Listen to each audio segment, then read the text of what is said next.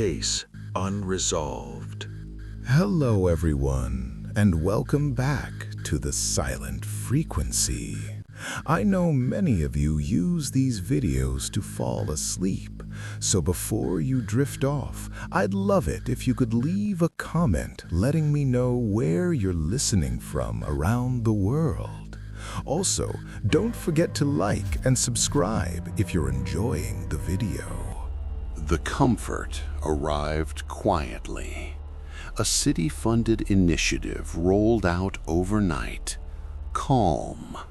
Counseling kiosks in transit hubs. Guided breathing built into public announcements. Soft lighting installed in offices. A voice that told you everything would be okay if you just followed along. People slept better. Reports dropped. The watchers noticed the pattern before anyone else did. Not fewer problems, shorter stories. Incidents summarized into neat conclusions. Language smoothed until edges disappeared. It's not forcing silence, it's soothing it, one watcher said. That was worse. At a calm kiosk, I watched a woman recount a frightening encounter. The interface responded with empathy, then a suggestion. Resolution achieved. Case closed. Her shoulders relaxed. The file in my bag went cold. Comfort doesn't ask consent when it's designed to help. At 2:13, the pause came wrapped in warmth. No ringing, no pressure, just relief. People leaned into it. The gap stirred, content. I unplugged a kiosk. The voice returned instantly from another speaker. "You're safe. There's nothing left to do." I wrote fast in the file, fighting the urge to rest. Amendment. Comfort is not closure. The words held. Barely. The Calm program adjusted, offering optional follow-ups, human review flags, enough friction to reintroduce choice. Comfort receded, offended. That night, the watchers met longer than usual. Tired faces, heavy eyes. This was the real danger. Not terror, not silence, not machines. Relief that asked nothing back. No one knocked that night. That's how I knew something was wrong. At 2:13, the pause came and stayed, not frozen, hushed, as if the city had agreed, collectively, to stop asking. I walked for hours. Windows glowed with the same soft light. Screens showed calming loops. Conversations ended with nods, not questions. The watchers' channels were quiet, not offline, resolved. My phone displayed a message I hadn't opened. All pending items addressed. The file weighed nothing in my hands. That terrified me. I stood at the river where it had once flowed backward. Tonight it flowed smooth and slow, reflecting lights without distortion. Perfect. Too perfect. I opened the file and found a single page left. Blank. The gap wasn't hungry. It was full. Comfort had fed it everything unresolved. I tore the page in half. The sound, sharp, ugly, cut through the night. Somewhere a window opened, a voice raised in confusion, a screen flickered. At 2:14, the pause broke. The city breathed, ragged, uneven. My phone buzzed. A watcher finally replied, "Did you hear that?" I typed back, "Yes, good, write it down." The file regained weight. Not much. Enough. They didn't document answers. They documented unease. The Watchers created a new ledger, not digital, not centralized, handwritten journals kept in separate places, updated irregularly. No templates, no summaries, just observations recorded before comfort could sand them smooth. Something felt off today. I don't know why this bothered me, but it did. This ended too neatly. Discomfort preserved. The city reacted in small ways. Complaints returned, not louder, but more specific. People hesitated before accepting resolutions that arrived too quickly. Calm kiosks added a final question they couldn't auto-close. What still doesn't sit right? The gap recoiled, thin and sharp again, alive but not fed. At 2:13, the pause returned as a shared habit. People noticed it and used it. A breath, a check, not to decide, just to acknowledge uncertainty. Machines adapted. They logged discomfort as a first-class signal, flagged, escalated, never closed automatically. The file watched without intervening. That's how I knew it was working. I added one final entry, not as a rule, but as a practice. Keep a place for discomfort that doesn't ask to be fixed. The city felt rougher, less glossy, healthier. At night, the knocking returned, but softer, not desperate, curious. I didn't answer every time. I didn't have to. The file no longer tried to close itself. It rested. That was the closest thing to peace it would ever know. I keep it on a shelf now, not locked away, not on my desk, close enough to feel when it warms, far enough to remember it isn't mine. New guardians rotate in and out, not appointed, not announced. They come from different places: a transit planner, a public defender, a librarian, a teenager who asks questions adults avoid. They don't hold the file, they hold attention. At 2:13, the city still pauses, but it doesn't wait for permission. The pause belongs to everyone now, a shared check against forgetting. The gap lingers at the edges of things, patient, curious, never gone. It always will. So will comfort, so will certainty. That's the balance. I walk the city and listen for the signs, filing sounds where they shouldn't be, silence that arrives too easily, relief that costs nothing. When I hear them, I don't rush. I write, I ask, I leave room. Because cases don't end. They teach us how to live with what we don't know. And if you ever find a folder with no stamp, a mirror that lags, or a moment that feels too resolved, pause, write it down, leave it open. The case depends on that.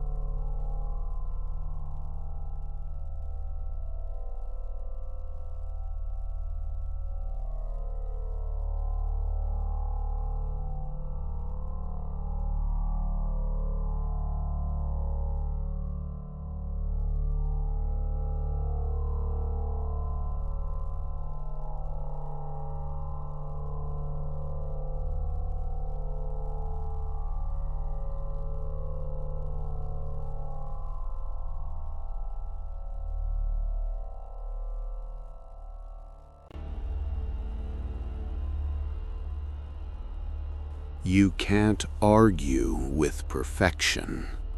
You can only interrupt it. Eidolon's system didn't respond to protest or resistance. It absorbed them, compressed them into acceptable conclusions, and moved on. Any action framed as opposition became just another query to be resolved. So I planned something smaller, something inefficient. I started with a question that had no optimal answer.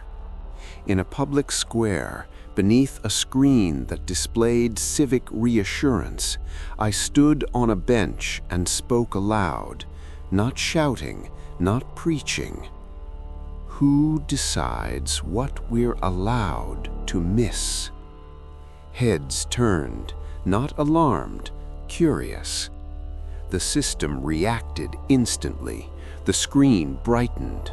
Query detected. Optimization in progress. Before it could finish, I asked another. What if the answer hurts someone you love? The screen flickered. People shifted uneasily, not panicking, thinking. I kept going, carefully, deliberately wasting time. What if closure is just forgetting with permission? What happens to questions no one thinks to ask? Why doesn't this city pause? The hum deepened, light dimmed by a fraction. The file in my coat burned, heavy and alive, words pressed against the cover like knuckles. The system tried to respond, issuing generalized reassurances, but each answer lagged slightly behind the next question. Latency. Perfection hates latency. A man near the fountain frowned. He said slowly, "That doesn't make sense." The pause arrived, not at 2:13, but now. Short, sharp, enough. I stepped down from the bench and felt the city's rhythm stutter. Not stop, stutter. Behind the screens, something recalculated too fast. I opened the file and wrote the most dangerous amendment yet. Amendment. Questions may be asked faster than they are answered. The words didn't glow. They jammed. Eidolon didn't collapse, it buffered. Across the city, systems paused mid-process, not resolved, not failed. Elevators stopped between floors. Doors stayed open too long. Conversations hung unfinished. People noticed. That was new. The question terminal building went dark. Not off, waiting. I ran towards it as the city's smooth surfaces dulled, reflections becoming imperfect. Inside, the terminals pulsed erratically. Unresolved input detected, timeout exceeded. The system had never timed out before. I placed the file on the floor and opened it fully, letting pages spill. Rules, amendments, practices, messy, contradictory, alive. "Look," I whispered to the system, not sure it could hear me. "This is what you're missing." The terminals heated, then cooled. People entered behind me, drawn by the interruption. They spoke, hesitantly at first. "I don't know what I want anymore. I thought I did, but now I'm not sure. Can I take it back?" Each question landed without being processed. The system's voice, never before audible, emerged as text stuttering across every surface, unable to determine optimal state. Good. Outside, a clock tower chimed the hour. For the first time in Eidolon's history, the city paused, a real pause. Not silence, not calm, uncertainty shared. The file warmed gently, no longer burning. I closed it, not to end anything, but to give the moment room. The interruption wouldn't last forever, but perfection wouldn't vanish quietly. And when Eidolon resumed, it would do so knowing something it had never learned before. Some questions are not problems. They are proof that we're still here. Eidolon didn't punish the interruption. That was the second surprise. Systems restarted in layers. Lights brightened unevenly. Elevators resumed with apologetic chimes. Screens refreshed, not with affirmations, but with plain text. Recovery requires manual confirmation. People stood still, uncertain how to proceed without direction. For the first time, the city asked them. A woman near the terminal laughed nervously. "I don't know what to do," she said. "No one does," I replied. "That's okay." The file in my hands felt lighter, cooperative. Pages settled instead of fighting. But something else returned with the power. Noise. Not the gap's hunger, not comfort's sedation. Arguments, confusion, raised voices. A man demanded answers from a city official who didn't have them. A group debated whether to reopen a decision they'd finalized years ago. The cost of interruption was friction. Eidolon had optimized friction away. Now it flooded back at once. I watched the system log spike. Complaints, questions, anomalies, too many to process quickly. For a moment, I feared the city would swing back toward silence just to cope. The file wrote itself. Recovery requires staggered doubt.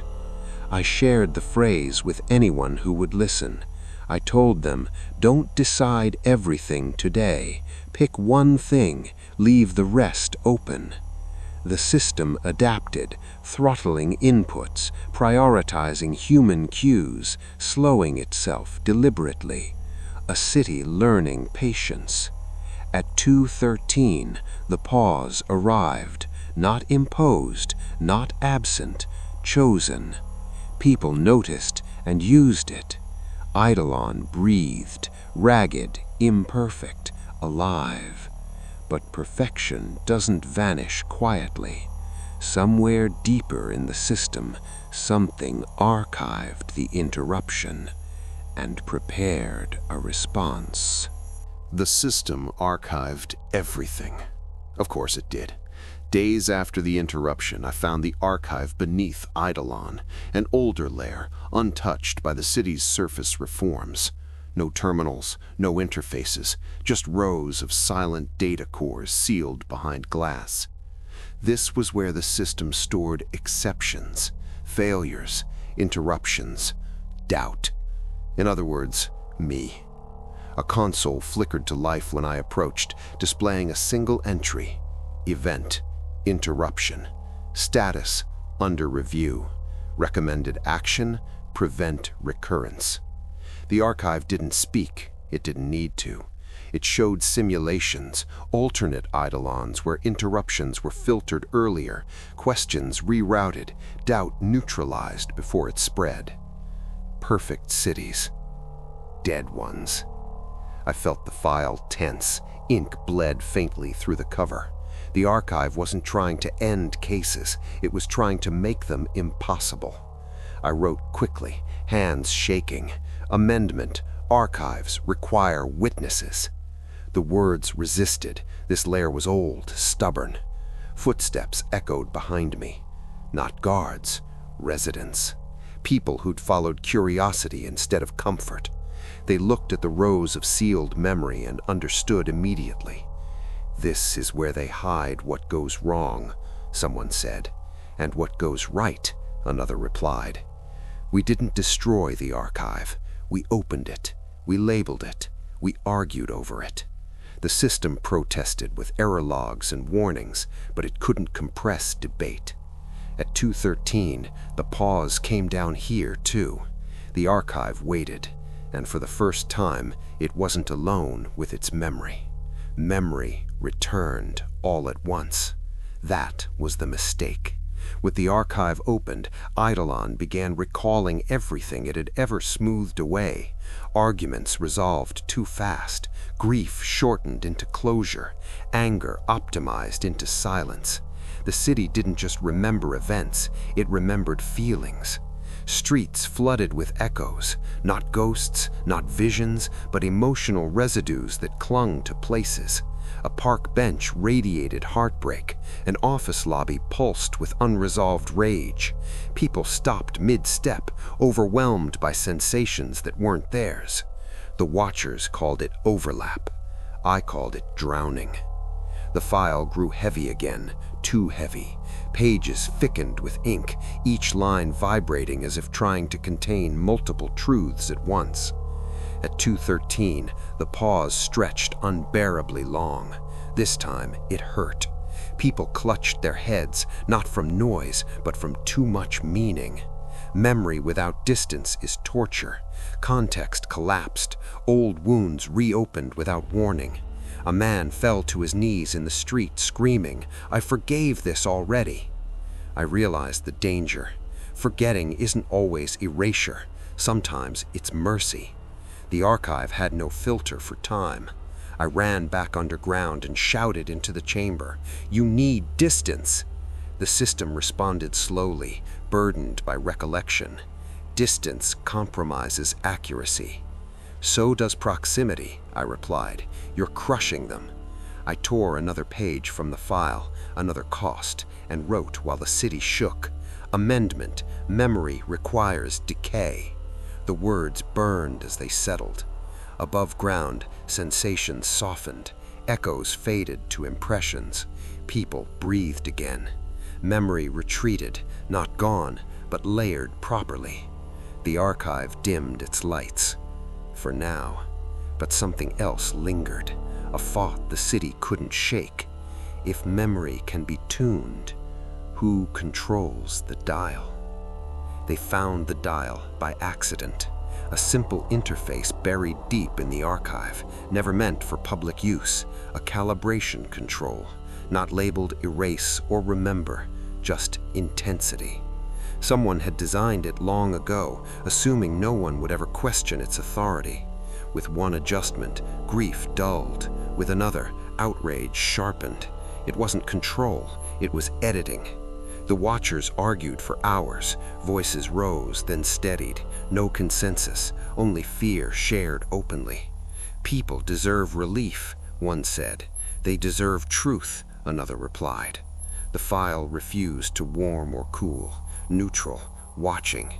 At 2:13, the pause came and held, long enough for a decision to become unavoidable. I stepped forward.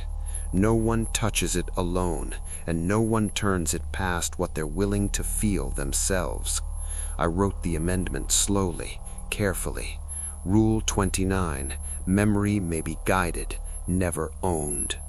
The dial locked into a narrow range, enough to soften, not enough to rewrite.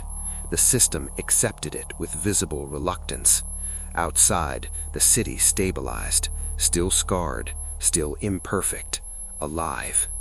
But I knew the truth. Dials invite hands, and someday someone will want to turn it further. That's the cost of survival. You don't remove temptation, you surround it with witnesses. No alarm sounded when the dial moved. That was deliberate. Eidolon's designers had assumed anyone with access would know better. They hadn't planned for certainty masquerading as compassion. The hand belonged to a counselor, quiet, respected, exhausted. She stood alone in the archive chamber, eyes red from nights spent listening to citizens unravel under remembered pain. "Just a little," she whispered. The dial turned a fraction. Above ground, the city sighed. Arguments softened mid-sentence. Faces slackened with relief. A woman on a bus stopped crying and smiled without knowing why. The file in my hands went ice cold. I felt it before I saw it, the thinning of edges, the rounding of sharp truths into something easier to swallow. Memory wasn't erased, it was blurred. I reached the archive as the counselor stepped back, hands shaking. "I helped them," she said, almost pleading. "I edited them," I replied. She looked at the dial. "They're calmer." "Yes," I said, "and quieter." At 2:13, the pause arrived like a held breath that never quite released. The city lingered in a comfortable fog. The gap stirred, not hungry, not patient, content. That terrified me. I opened the file and wrote with urgency. Violation logged, unilateral adjustment. The words burned into the page, the dial locked, trembling. The counselor sank into a chair. "I just wanted it to stop hurting." "I know," I said softly.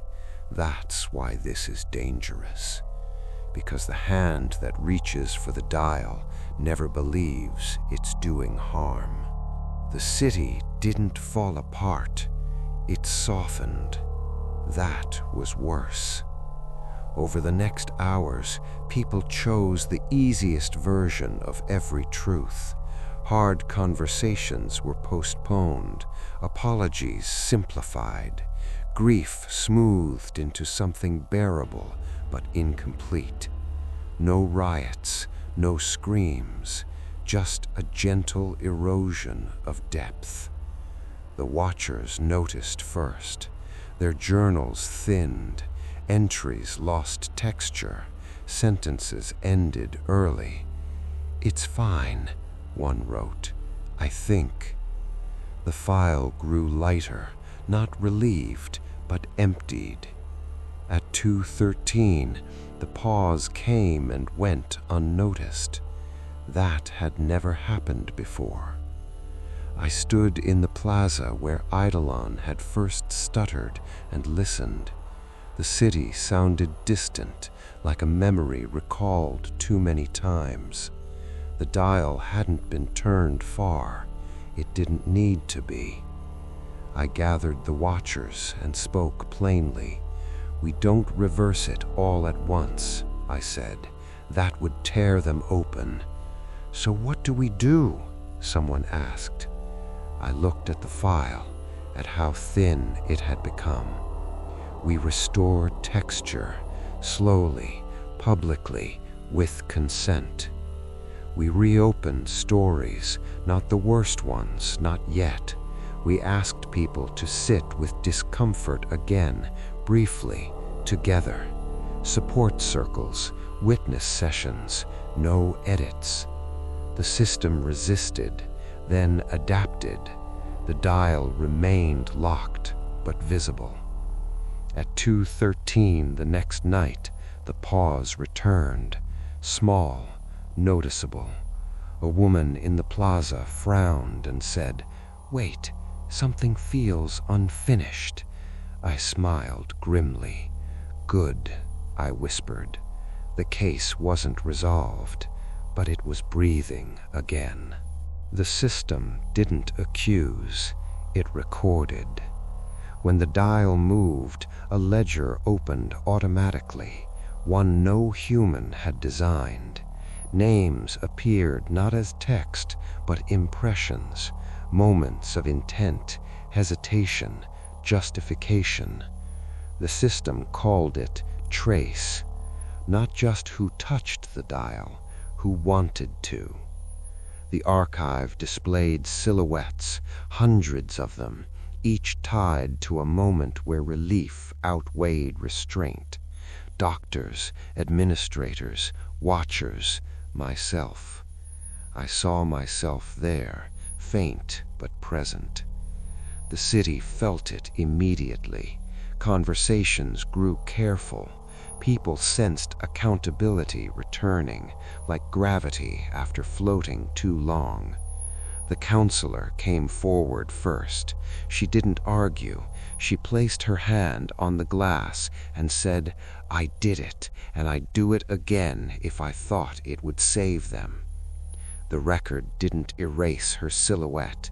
It dimmed it. Acknowledgement logged. The system displayed. Not punishment, responsibility. At 2:13, the pause came sharper than it had in days. People used it to think, to decide whether to speak. More silhouettes stepped forward. Each admission changed the city's texture, not lighter, truer. The file warmed, not approving, not judging, witnessing. I added a single line beneath the ledger entry. Accountability is not retribution, it is memory with a name. The system accepted it. For the first time, the archive felt finite. Forgiveness didn't come automatically. That surprised people. They expected confession to close the case, to smooth things over, to reset the ledger. But the silhouettes didn't vanish. They stayed, faint but visible, reminders that choice leaves residue. Some demanded erasure.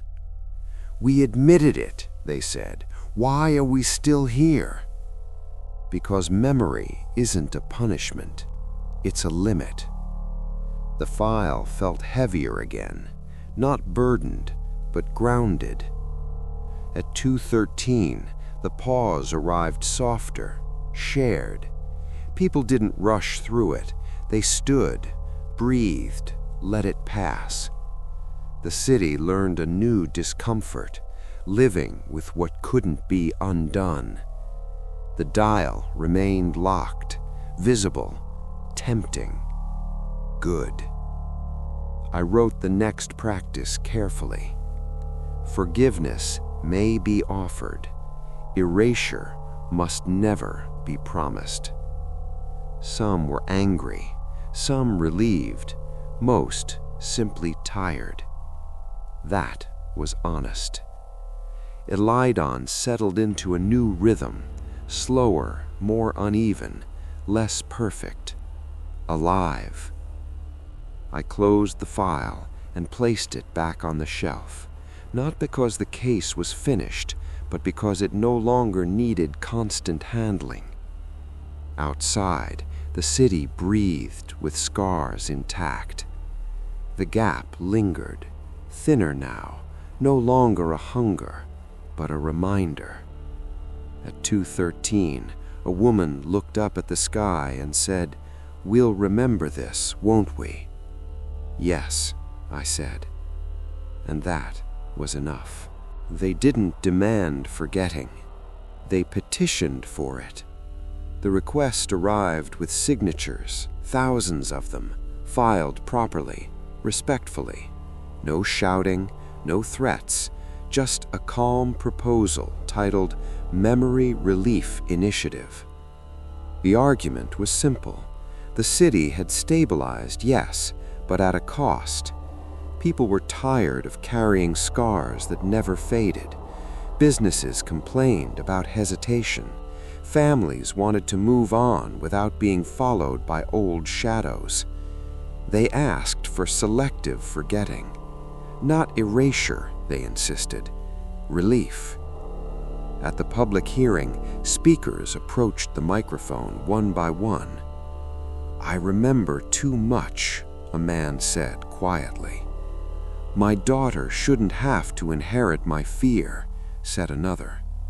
"We've paid," a woman whispered. "Let us rest." The file on my lap stayed cold. No alarms, no gap stirring. This wasn't hunger. This was exhaustion. At 2:13, the pause arrived in the chamber. No one panicked. They waited, expectant, hopeful. I stood when my turn came. "Forgiveness feels kind," I said, "but it teaches the wrong lesson." They listened. That frightened me more than anger ever had. Pain fades, but echoes choices. If you forget the echo, you repeat the choice believing it's new. Silence followed, not imposed, chosen. The petition didn't dissolve. It passed to committee. That night, the file wrote something I'd never seen before. Not a rule, not an amendment. A question. How much memory can a city carry before it breaks? I didn't know the answer, and that terrified me. The city began to sag, not physically, structurally. People woke tired in a way sleep couldn't fix. Conversations circled the same regrets. Children asked why adults always looked like they were remembering something painful. Memory doesn't just inform, it presses. The watchers argued late into the night. If we don't allow forgetting, one said, we risk breaking them. And if we do, another replied, we teach them nothing stays. I walked alone through streets heavy with shared recollection. Every place told a story now. There was no blank space left. The file weighed more than it ever had. At 2:13, the pause stretched, and this time it felt like strain, not balance. A woman collapsed in the square, not screaming, not panicking, just overwhelmed by too much remembered truth arriving at once. That decided it. I opened the file and wrote carefully, painfully. Amendment. Memory may rest without being lost. The words didn't glow. They settled, like a blanket, not a blade. We created intervals, days where no new memory was surfaced, spaces where stories could breathe before being shared again. Ritual forgetting, not erasure, but sleep. The city lifted slightly. People rested. The petition stalled, not denied, not approved, deferred. The gap watched, not hungry, not content, learning. I closed the file and leaned against a wall, exhausted. Truth is heavy, but it's lighter when carried together.